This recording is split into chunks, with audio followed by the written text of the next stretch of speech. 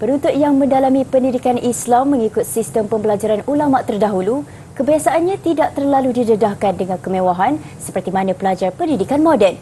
Malah, proses menuntut ilmu itu kebiasaannya berlangsung secara bermujahadah iaitu lebih bersusah payah. Meskipun begitu, ia sedikit pun tidak melunturkan semangat penuntut dari Pondok Madrasah Al-Imaniyah Balok Kuantan untuk terus berjuang menuntut ilmu. Untuk perincian lanjut, wartawan Aslina Abu Bakar mendekati penuntut sekolah pondok ini dalam segmen Potret Inspirasi.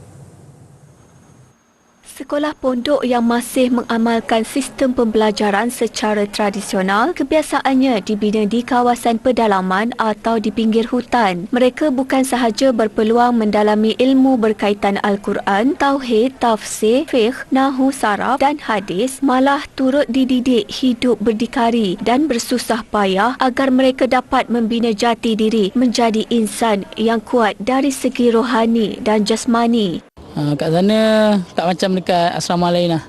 Kita kat sana memang mujahadah, susah payah sikit lah. Air, angkut air dengan telaga. Belajar kitab-kitab lama, kitab-kitab dulu. Lepas tu air api tak ada, memang sengaja tak ada lah supaya kita belajar susah payah. Berkongsi pengalaman dalam lawatan itu baru-baru ini, penuntut yang kami temui nyata teruja dan bersyukur kerana atas keizinan Allah SWT, mereka boleh melihat lebih dekat pembangunan tamadun Islam yang berkembang pesat di ibu negara. Walaupun jarang berkunjung ke ibu negara dan lebih banyak menghabiskan masa di pondok, namun mereka tidak sama sekali kelihatan kekok, malahan teruja melihat pembangunan yang pesat. Antara lokasi yang mereka lawati termasuk di Muzium Kesenian Islam Kuala Lumpur, Menara Berkembar Petronas dan Istana Negara. Kita dapat menghayati kitab lama dengan kitab baru. Perbezaan cetakan dia, cetakan dulu dengan cetakan sekarang lain.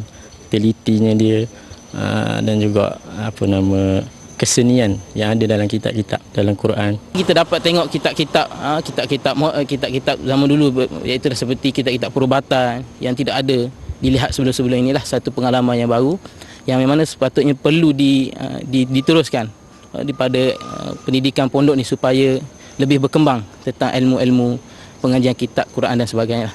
Lawatan selama sehari itu dianjurkan Yayasan Alamiyah dan kerjasama Istana Negara, Yayasan Al-Bukhari dan Petronas. Sementara itu, penganjur program berkata tujuan utama program itu adalah untuk memberikan pendedahan melalui pengalaman yang berkonsepkan online at real time kepada pelajar-pelajar pondok yang terlibat. Sebab diorang ni semuanya kebanyakan sekolah-sekolah yang di luar bandar dan di hujung-hujung hutan. Jadi saya nak bagi diorang pendedahan di Kuala Lumpur ada apa. Jadi saya bagi diorang tengok benda-benda yang tempat-tempat yang prime area yang diorang kebanyakan diorang ni tidak pernah pergi. Mereka ada sistem sendiri di pondok. Contohnya macam mereka belajar kitab yang lama, yang dulu tutup guru kita yang lama-lama, dan sekarang ni mereka kekalkan keadaan sedemikian. Dan dari sistem pendidikan, mereka fokus, mereka belum lagi membuat fokus pada pengajian sekolah kebangsaan.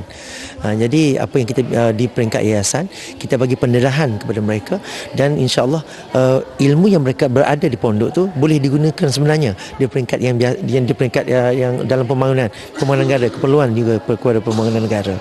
Selain itu, seramai 80 pelajar dari Madrasah Al-Alamiyah Kota Sas dan Madrasah Aliyah Ampangan Negeri Sembilan turut hadir memeriahkan majlis bacaan, maulid dan kasidah. Antara guru yang terlibat, Syekh Ali Abdul Qadir Al-Tawri dari Alamiyah Institute London, Baba Mak Mawi dari Patani Thailand, Baba Zaidi Malik dari Kuantan dan ulama Syekh Ramli dari Cenor Pahang. Laporan Aslina Abu Bakar.